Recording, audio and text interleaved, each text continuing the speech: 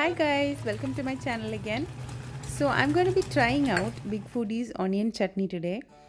I wanted to know what was so special about it.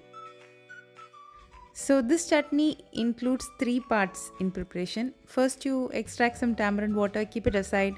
Then you roast some spices, grind them, keep it aside. Then you saute onions. You chop onion really fine and then you saute it for 5 minutes or even more. Then you add in the tamarind water and the ground spice and some turmeric powder and salt too. Saute it well again. Let it cool down, give it a good blitz. After that we temper.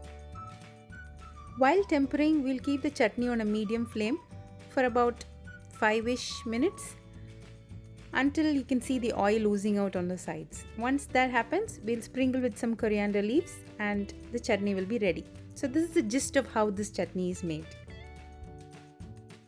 It has a Kara Kolambu TL kind of vibe. The original recipe says that this is suitable for rice too. So coming to the review part of it, will I be making this chutney again? I will be definitely making it because it tastes really good. It's like this biryani of chutneys, really.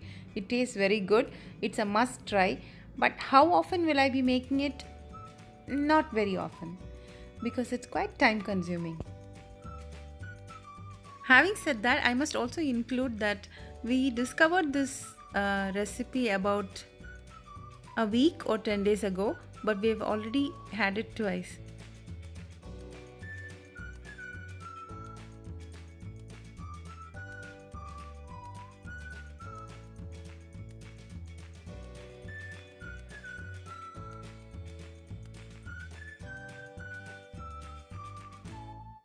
If you guys like this video, do give me a thumbs up. If you didn't and you think I should have done more justice to that chutney, well, let me know that too.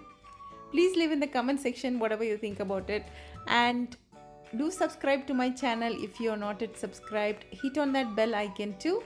Take care guys. See you soon with another video. Bye bye.